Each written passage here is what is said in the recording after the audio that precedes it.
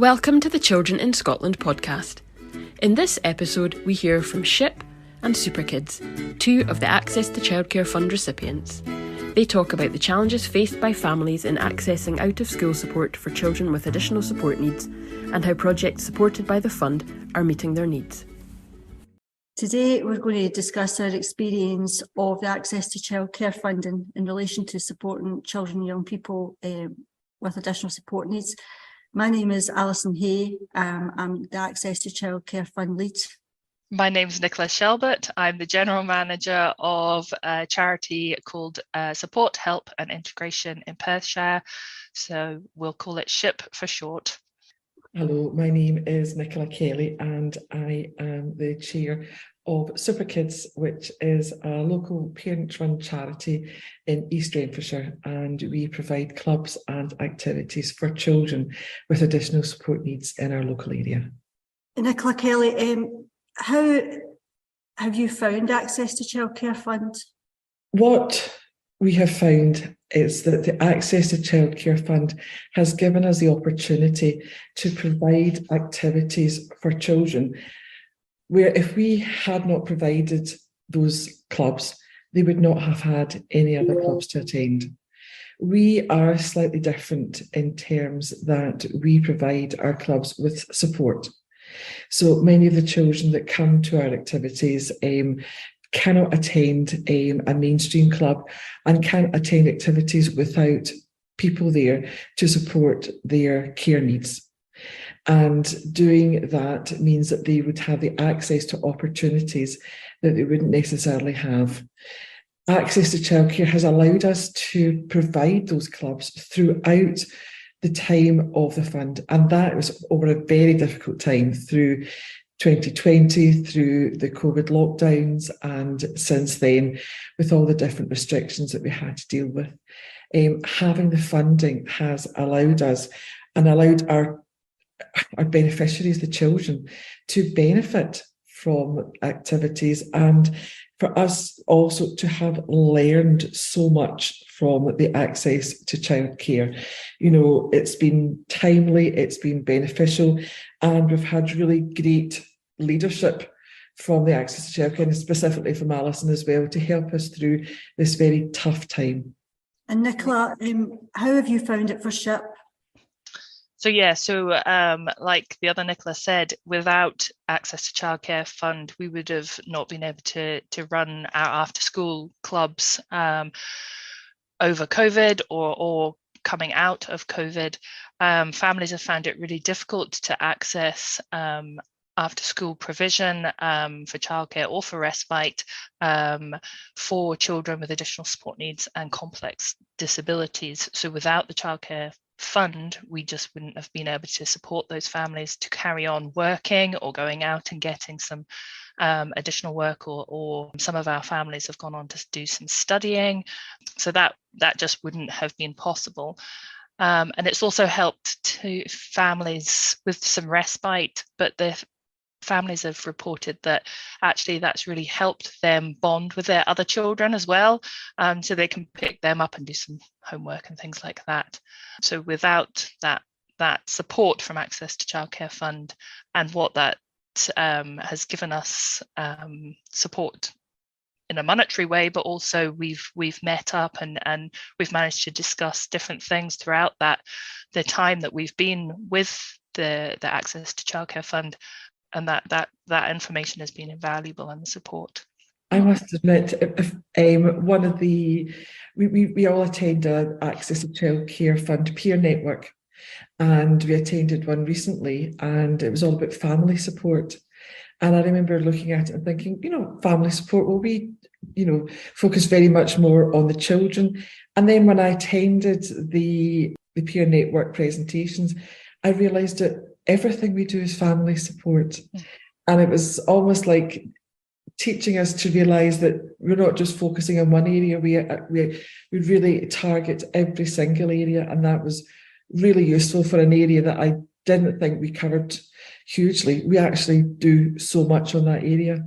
Mm-hmm. And I think as well, when you look at kind of the support that we both offer as well, you're having to look at the individual family's needs. So It's not just a one shop fits one activity fits all, or one service fits all. You have to get information and fit the activities to the families. What do each individual family needs? What one needs isn't what the other one needs. So having that kind of flexibility within that support is invaluable to everybody. So I'm just really thinking about, if you're not a service who's access to childcare funding, like how easy or difficult is it for a family to access ESM provision, do you think? I think there's varying different degrees of support needs. So I think it can be quite tricky. A lot of our families have said that they've tried a mainstream provision, and it's not worked out, even though that's been advertised that they would be able to, and that's down to kind of staffing. I think not understanding the support needs of that child and what staff is required for that, and the training and the equipment that's needed. So some families that can work for, but I think it can be quite difficult to access any group really that needs that, because it's expensive to run. So a lot of mainstream groups simply can't facilitate that.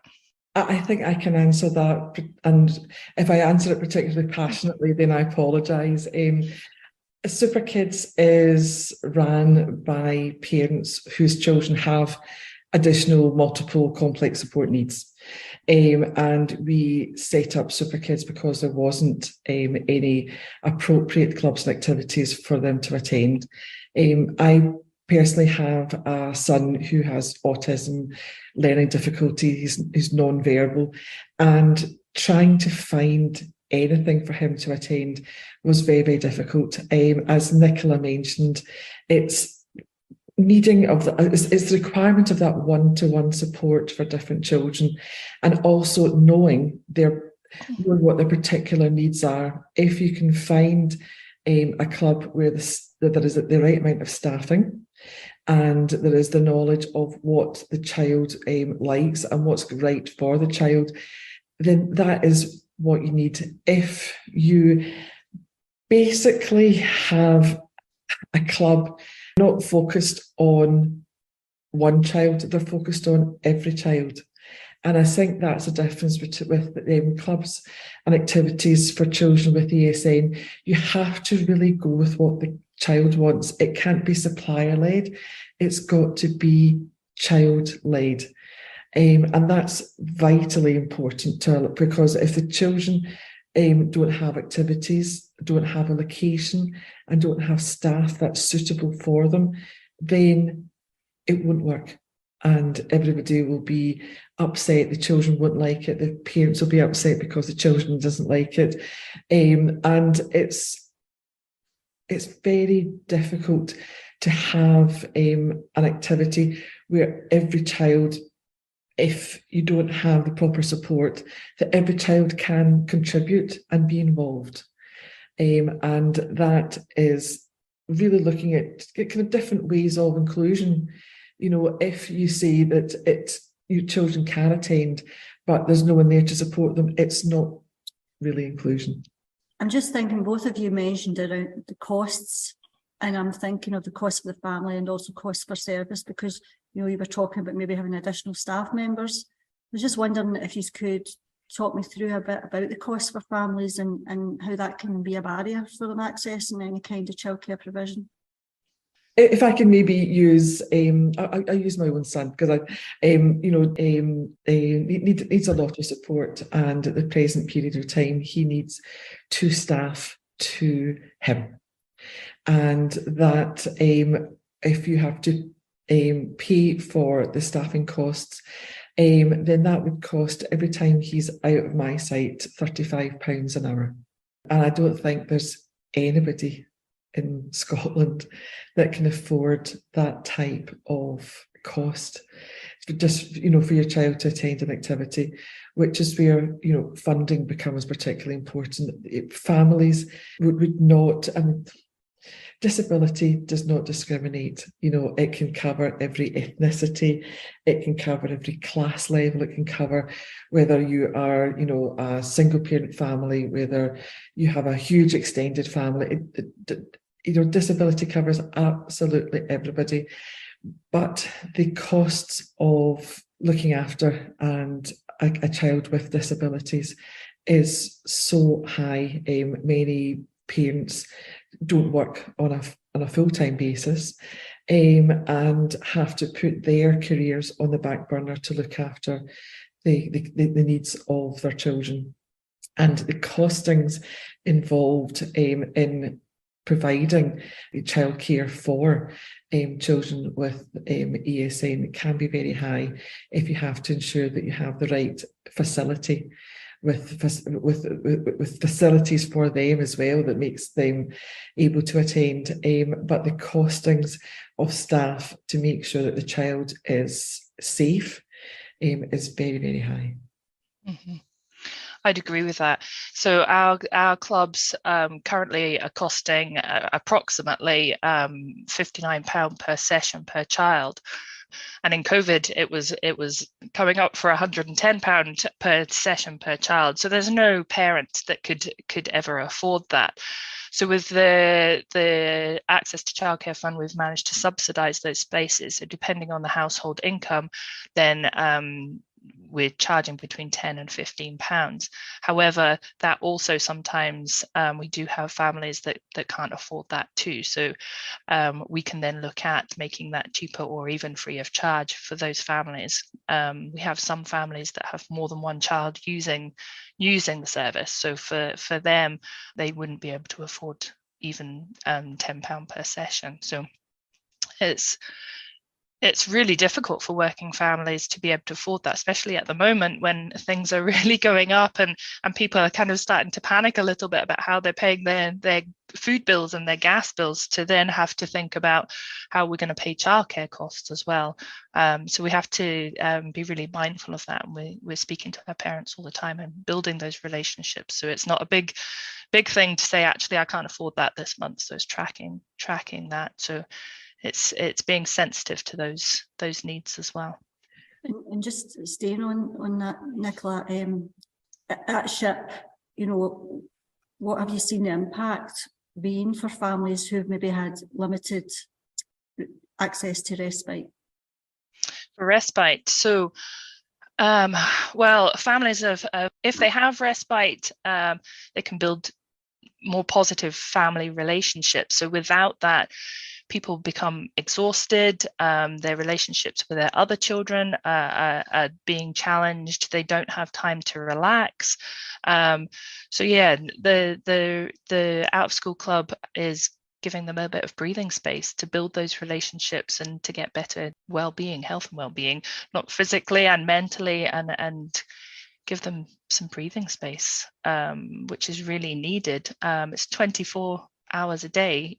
And if you have a child that's going to have challenging behavior, then your other children then are missing out on their parents. So it's giving those families a bit of space, a bit of breathing space. And Nicola, is your experience the same at SupERkids? I would probably go a step further and say that throughout the respite that we've been able to provide families with our access to childcare funding, it's kept families together. We were able to put on outside clubs when we were allowed to during the COVID time, and we were able to put on a whole range of clubs when restrictions eased, and that was the only time that children actually were able to spend some time independently away from their parents, which was hugely important for them, but also enormously important for the rest of the family. It keeps families together, and it lets families have time to do things that are important to them. Now, that may be just actually going to sleep for a couple of hours because you've been up all night with your child, or it means that you can do some work from home in a quiet environment, or it means you can spend time with other siblings, or it means that you can study. You know, we've had, you know, a couple of parents who have done mostly law degrees and have finalised them through COVID and are, you know, are graduating now, which we're so utterly proud of, because it's a really tough thing to do when life is normal. In terms of the respite for families, then it can't be overemphasised that if you have a child with you know, a range of you know, disabilities, then it never stops. And allowing your child to go somewhere else where you know that they're safe and you know that their needs are going to be looked after is absolutely enormous for the families, the whole family. And that trust takes time, though, doesn't it, to build up as well. So you can't just say, right, okay, just drop them off, they'll be okay. But actually, you've kind of got to go out and see the families and meet them and look at their all about me profiles and, yeah, build up that trust that you can leave your child with them, and then they can relax a little bit and then make a decision whether they just want respite and that's okay, or whether they're ready to go out and get some employment or do some studying. We had one of our families come to us and say wanted an extra day for their child. It was because it was one of the siblings' birthdays and they'd never had a birthday party. And just because it was just too difficult for that to happen. So without after school club, that wouldn't have happened. So they had a birthday party with a bouncy castle and a unicorn party, and it was just they just had an amazing time, they said, and we're really thankful of that, to build that and those memories as well. So it was, yeah, just really special. And I was actually going to ask a little bit about that. Nicola from SHIP, we'll stay with you, but just, you know, what have families told you about being able to access the spaces that the Access to Childcare Fund has been able to provide? So it's quite flexible. They can, we realised that some people are on different rotas, so they might do Monday, Tuesday, Wednesday one week and a Wednesday, Thursday the next week. So it's about being as flexible as we can with them, so that there is spaces there for them. We currently have 15 spaces per day, and we're fully booked at the moment. So for us, a challenge is staffing. So getting staff in. If we can get more staff, then we can have more people. But I think the demand is there for them. I think they're just a little bit worried at the moment about kind of the continuity of that, whether we can then, for funding, carry that on into the future and what that looks like for them. But certainly they're happy with the flexibility of that. It starts from 3 o'clock till 5:30, and that will be reviewed if we need to do that. But it's just speaking to families about what their needs are for that. One of the things that the Access to Childcare Fund has also helped us with was how to evaluate and make sure that what we're doing is right for the families that we're supporting. And one of the important things that we always talk to families, and you know, it's absolutely vital that we ascertain and analyse exactly what they need. With our funding, we've been able to put on clubs on a Monday evening, a Tuesday evening, a Thursday evening, and all-day Saturday. All-day Saturdays are very different for us because it's not something we've done before, but because our parents say that if the kids don't have a SupERkids club, they won't see their friends. It's not that because of their needs, they don't have the ability to go out and meet their friends, go to the pictures, go shopping. So we've put on Super Saturday clubs in direct relation to what parents have asked us to do, to ensure that there is they have some activities that they want to do. What was really important for us was that the activities that we provide are suitable, and something that every other childhood has normal childhood experiences and opportunities, and we have wanted to make sure that our SupERkids have the ability to have normal experiences, to attend and participate in areas that they would feel interested in. And that's basically what we've tried to ensure with the Access to Childcare Fund, that parents, and parents have been really happy. You know, they've enjoyed seeing their children come out beaming, you know, from ear to ear, telling them exactly what they've been doing, and also having the opportunity to do something different. You know, some kids were really, really keen on doing basketball, so we've done some basketball, other activities. You know, we ensure that it's themed, so it keeps different all the time, and working with the children and asking them for their feedback and working with the families to ensure that it's what the children are looking for is, you know, been a vital aspect of the fund. So Nicola, staying with you, just following on from what we were discussing there, I just wondered if you've seen any drawbacks to the fund. Demand has increased, and we are enormously proud that we've never turned away any child that wants to attend our clubs. I'm probably the completely wrong person to answer the question, because it's my view that we would spend the funding we have on providing as much support as we possibly can. If we don't have the funding, we can't put on the support.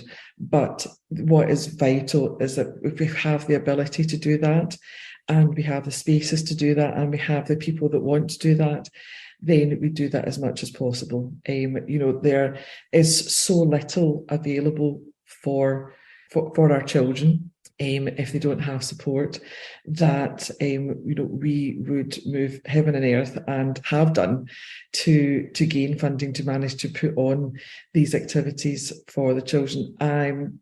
For drawbacks, if the child is there, they are enjoying their activity, that the parents are gaining respite to do whatever they need to do. There's no drawback for us. We just want to be able to keep on doing that.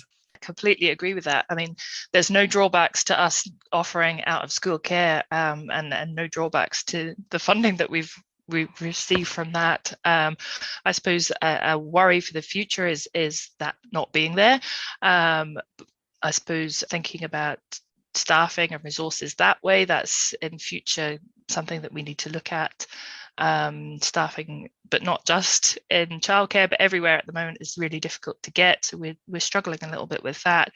But at SHIP, the groups are really busy. The parents are happy. The children are involved in the activities, and if they weren't happy, they definitely wouldn't be coming back. But without that, families, children would not have the same experiences. Would be more isolated, wouldn't be making friends, and families would be really struggling, one, with respite, to have that kind of breathing space, and two, going out and thinking about whether they have to reduce their hours, what that would look like for their family. Is that going to be possible for them? Worrying about if they had to put them somewhere else, whether their needs were being fully met. So all of that would be drawbacks, but drawbacks to having these groups going, I can't see any drawbacks to that happening. You know, I think that's pretty much across the board what projects have said. I think it has just been, you know, looking at perhaps the increase in demand in the space that's available, or the increase of staff that's required for the increase of children and young people. But certainly what it does show is that there's a huge demand there for these services, which are offering really quality provision. So I agree that across the board, you know, if there is any drawbacks, it's those types of drawbacks, like, you know, if the fund wasn't there, you know, how families would be continue to be supported, is the main one, I think. Yeah.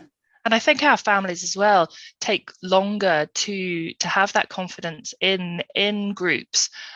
So when they start off, it might be just respite that they're going for, and then think, actually, maybe there is something else out there, if they know that that service is going to be there and looking after the needs of their child, they don't have to worry about that. So they can actually then think about, right, okay, actually I'd quite like to go out and get a part-time job. And that's happened for some of our families. Or they think, actually, I'm in a job that I'm not overly keen on, so actually I'm going to go out and do some study too. And the out of school care has helped them to go out and do that. So yeah, it's really important for families, and that might take longer. It might take them a year or so into using the service before they're at that point where they've kind of got the mental headspace to be able to do that. So it's really important for the continuity and keeping them going. Overall, and just staying with yourself, I mean, how have you found, what's your personal experience of the fund? It's been really supportive. I've really liked we have 2 meetings normally a month, and you, Alison, are always on the other end of the line if we're needing any support with that. But also the flexibility that's given. So over COVID has been really difficult. So when we went for the funding originally, we thought that COVID wouldn't be there when it's all started, but obviously that wasn't going to be the case.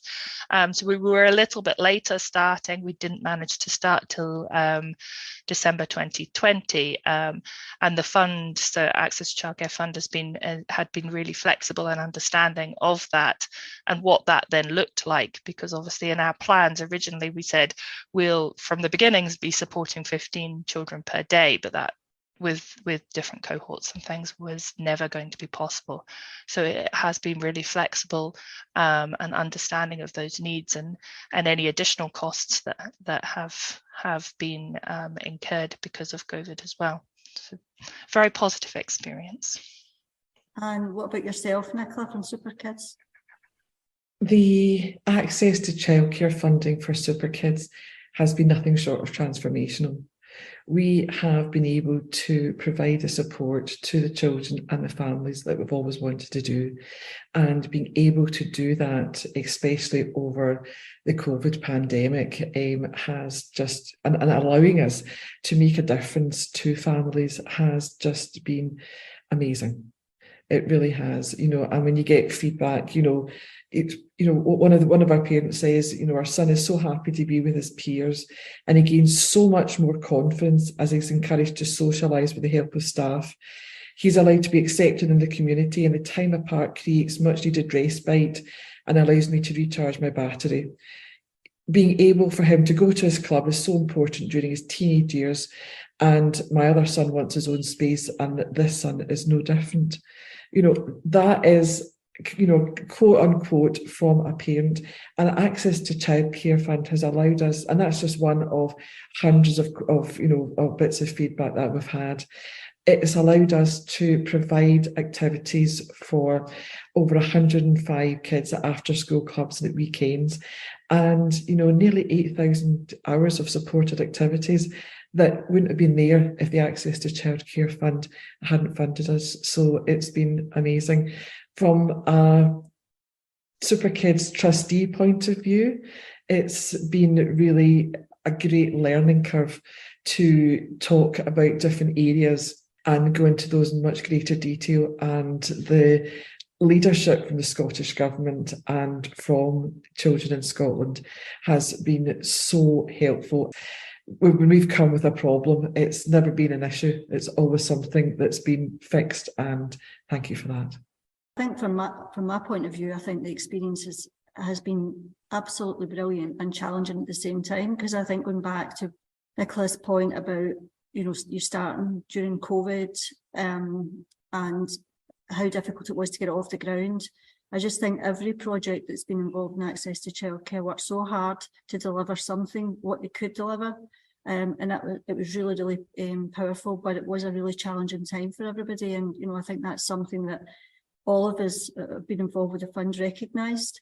But I also think, you both spoke about peer network group, and I think as well, as a network of 15 projects, and then 8, you've really supported each other well through it all too, and kind of looked out for each other as well, and shared your learning, which has been really, really important.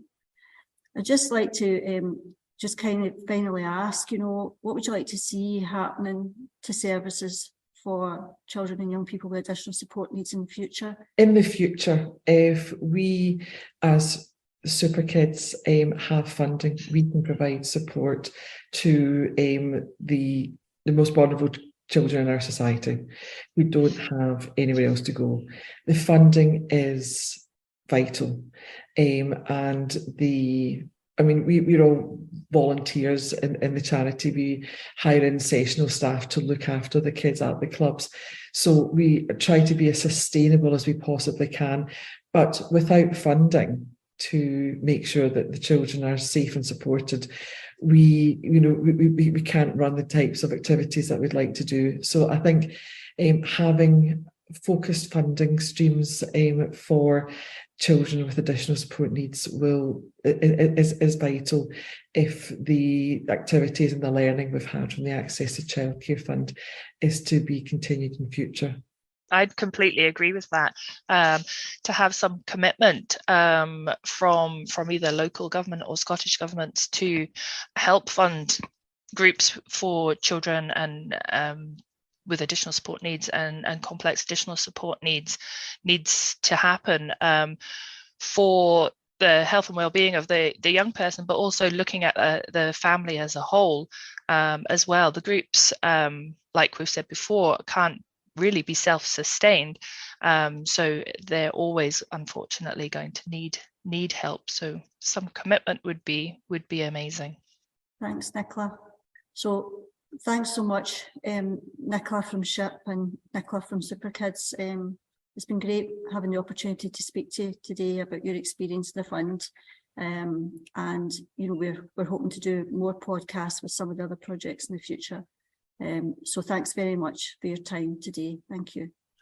Thank you very much. Thank you. Thank you. Thank you for listening to the Children in Scotland podcast. To find out more about all our work, including the Access to Childcare Fund, head to our website at childreninscotland.org.uk.